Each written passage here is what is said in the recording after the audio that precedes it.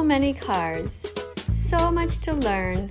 Stuff about kale, about chickpeas, about protein, also about ethics of animal treatment,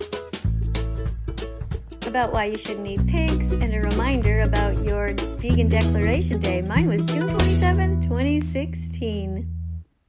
Can you read? Like, seriously, do you think that you can read? Because I use these cards on my channel over on TikTok. And what I've noticed is that people have a hard time reading. This basic card, you can stop the video if you want. I have it backwards on these cards because everything on TikTok is backwards. And I talk about the egg industry. I also talk about the industry when it comes to meat. And I also talk about things like the rodeo. And these are pretty basic cards, which are there so that people can read something before they talk to me. That's the reason I show them.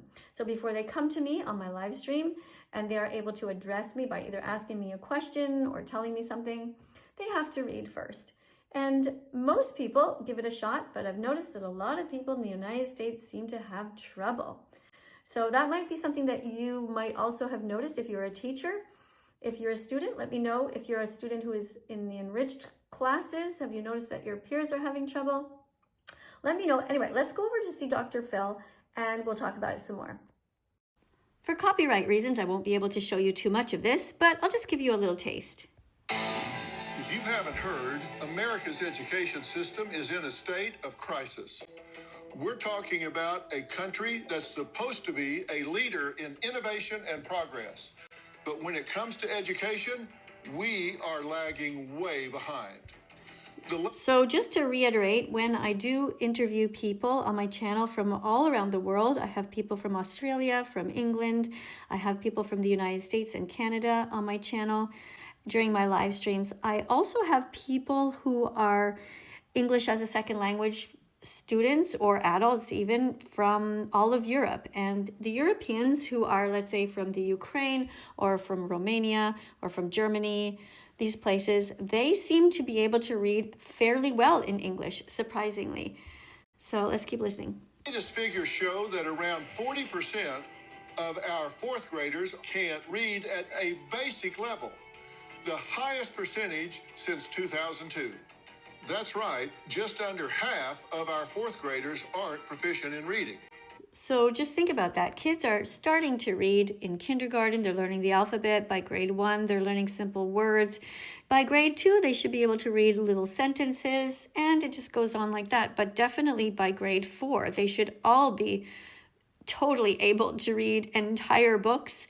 Not talking about the encyclopedia here, but there is definitely a problem that I have noticed. We're spending more money on education than most countries, but we're still falling short. The Department of Education's a big con job. They rank the top 40 countries in the world. We're ranked number 40th. That means something's really wrong. Okay, so let's just stop there. So he's saying that the Department of Education is not doing their job and he is blaming the school system. I would like to add that I think that a big problem is that parents do not spend enough time reading with their children. In fact, you won't really need the school system to teach your children how to read. You just simply read to them at night before bed, and you get them to read to you every day. And you're probably going to think to yourself that you don't have the time. Well, if you didn't have the time, then why did you have children in the first place? You are there to educate them. You are their main source of support. You should be the main person who teaches them how to read. It's not that difficult. Much of the country is facing a child literacy crisis. Just 1 in 3 fourth graders was at or above proficiency in reading last year, with nearly 4 in 10 performing below basic level. The balanced literacy theory, an approach used in some classrooms nationwide for over 2 decades. Rather than learning to sound out letter combinations, also called phonics, teachers focused on what's known as cueing, instructing children to use context and other clues to figure out words. They weren't. Okay, I'll just stop for a second. So yeah, that's true. I noticed that they don't know how to just figure out words by just going through them syllable by syllable.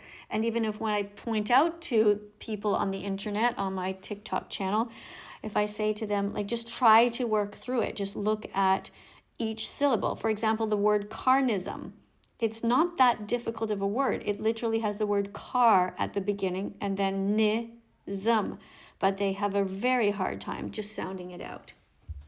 Actually reading the letters, they weren't reading the words, they were guessing. Exactly.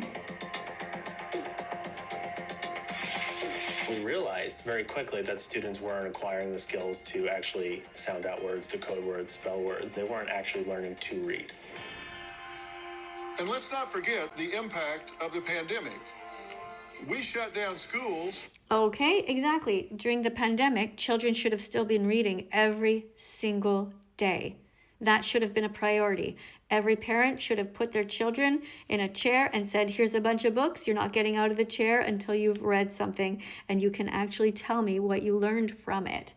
This is basic stuff. Parents are not doing their job these days. For over a year, 2 years in many cases, creating gaps in education that we're still trying to close.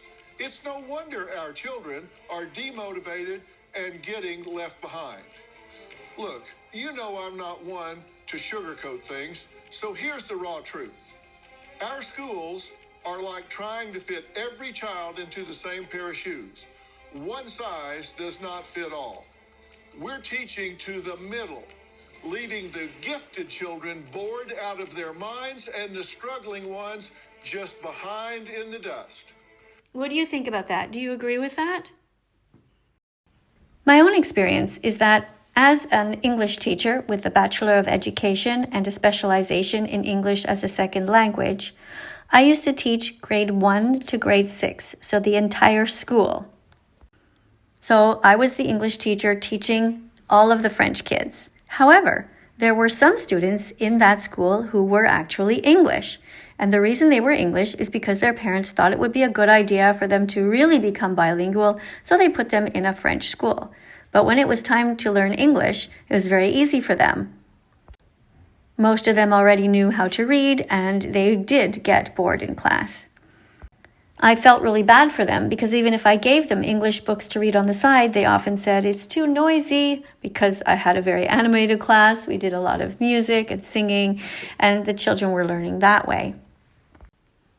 And unfortunately, the principal would not let the students just read simply quietly in the hall. He said they might run away or some ridiculous thing like that, even though these students were extremely well behaved and very motivated to want to read. So they were forced to be in the classroom and, yes, be bored.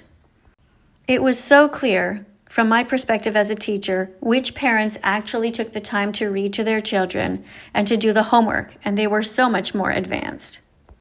If by some chance you're a parent who is watching this video, do not underestimate how much your influence has on your children.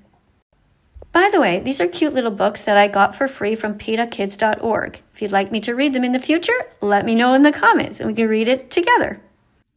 And just a reminder to those of you, if you haven't yet watched this documentary, it is on my channel. It's only 8 minutes long. Please watch it before you comment so that you can know what you're talking about.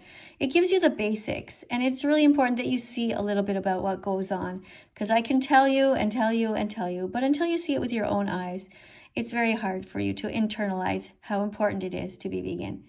Thank you to everyone who has been helping me. Thank you to my new moderators who are extremely kind and helpful. If you're not interested in my channel, I invite you to leave. You don't have to come to my channel if you're not interested in learning. But if you are, thank you for subscribing and pressing the notification bell, helping me and everyone to get the animals out of hell. Thank you very much.